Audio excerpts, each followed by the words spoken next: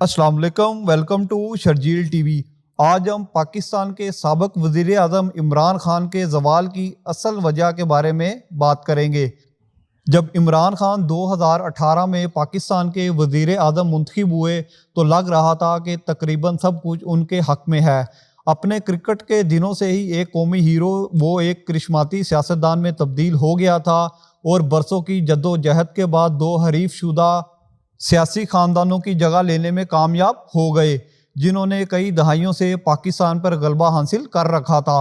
वो एक ताज़ा क़ुव्वत के तौर पर उभरे, दिलकश गानों से बड़ी मुतहर्रक रैलियों के साथ, जिन्होंने सोशल मीडिया पर इनकी बड़ी मौजूदगी के साथ इसके सख्त इंसदादी बदअनवानी के पैगाम को विसत दी। इमरान खान ने मुल्क में तब्दीली लाने का वादा किया, नया पाकिस्तान बनाएंगे। पाकिस्तान में आज तक किसी वज़ीर आज़म ने 5 साला पार्लिमानी मुद्दत पूरी नहीं की और इमरान खान ऐसा लग रहा था कि जैसे वो पहले वज़ीर आज़म बन सकते हैं। इमरान खान को बिलाशुबा 2018 में नुमायाँ हकीकी अवामी हमायत हासिल थी, लेकिन इन्हें इस बात की भी खुफिया हमायत हासिल थी जिसे पाकिस्तान में इस्टेब्लिशमेंट कहा जाता है।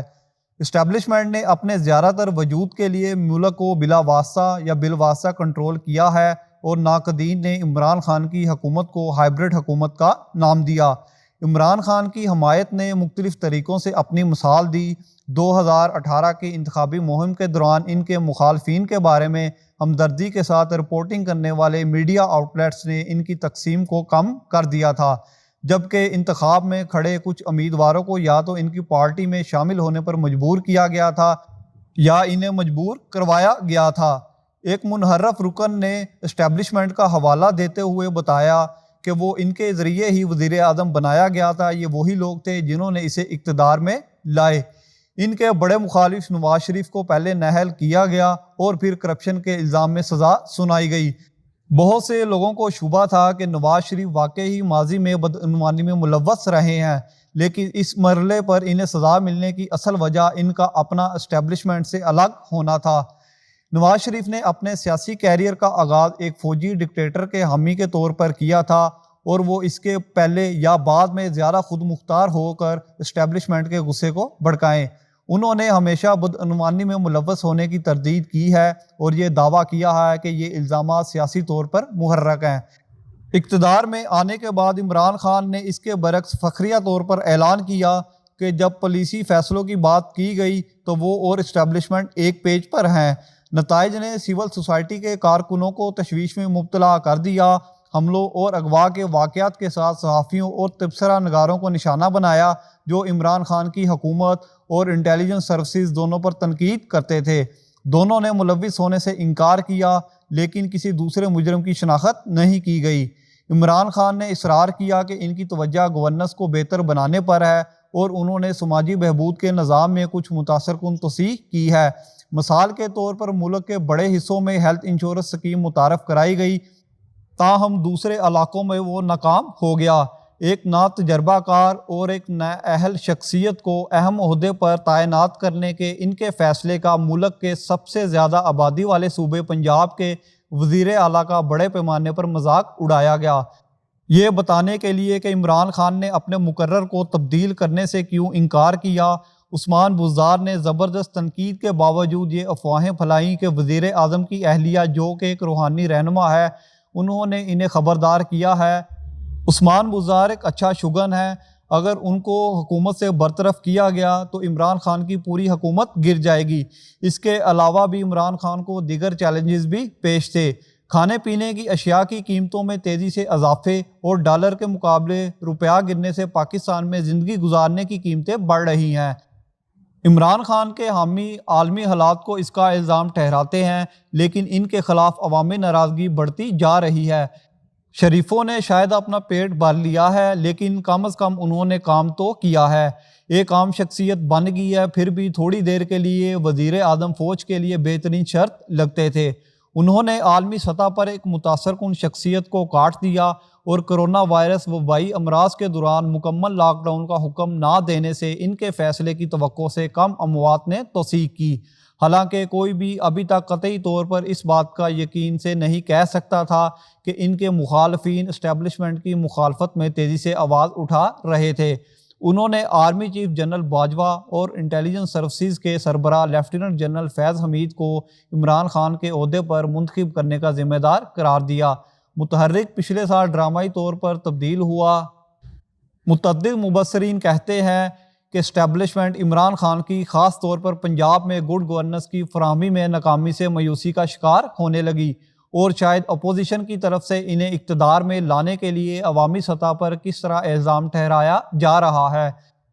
سب سے اہم بات یہ ہے کہ جنرل باجوہ اور لیفٹیننٹ جنرل فیض حمید کے درمیان دراڑ پیدا ہونی شروع ہو گئی تھی، جنہیں بڑے پیمانے پر اگلے آرمی چیف بننے کی امید کے طور پر دیکھا جا رہا تھا۔ لیفٹیننٹ جنرل حمید بظاہر اپنے امکانات پر اتنے پر اعتماد تھے کہ انہوں نے پہلے بھی ہمسایہ ملک افغانستان میں حکام کو بتا دیا تھا کہ وہ فوج کے اگلے انچارج ہوں گے۔ تاہم اسٹیبلشمنٹ کے ایک قریبی ذرائع نے بتایا کہ جب لیفٹیننٹ جنرل حمید کو ایسے شخص کے طور پر دیکھا جاتا تھا جو گندی ملازمتوں کو مؤثر طریقے سے سنبھال سکتا تھا، سیاستدانوں کو جوڑ توڑ کرنے یا ناقدین کو خاموش کرنے کے حوالے سے انہیں ادارے کی قیادت کے لیے موزوں شخص کے طور پر دیکھا نہیں گیا تھا۔ دو طاقتور شخصیات کے درمیان کشیدگی گزشتہ موسم گرما میں بااثر مبصرین کے ساتھ نجی بات چیت کے درمیان دیکھی گئی۔ ایک صحافی نے سوال کیا کہ صرف ISI کے سربراہ نے بتایا کہ وقت ختم ہو گیا ہے، جبکہ میں ہی آرمی چیف ہوں۔ جنرل باجوہ نے نرمی سے مداخلت کی اور کہا کہ یہ میں فیصلہ کروں گا جب ہمارا کام اور وقت آئے گا۔ سوال اٹھانے اور فرصت کے وقت اس کا جواب دینے سے پہلے اکتوبر میں تنازع بڑھتا گیا اور عمران خان کو لپیٹ میں لے لیا۔ جنرل باجوہ کو سمجھا جاتا تھا کہ وہ انٹیلیجنس سروسز کے انچارج ایک نیا آدمی چاہتے ہیں اور فوج میں کردار میں تبدیلی کا اعلان کیا۔ تاہم عمران خان، جنہوں نے لیفٹیننٹ جنرل فیض حمید کے ساتھ قریبی تعلقات استوار کیے تھے، مزاحمت کی۔ بظاہر وہ چاہتے تھے کہ جب تک وہ انتخابات نہیں ہو جاتے اس پر قائم رہیں۔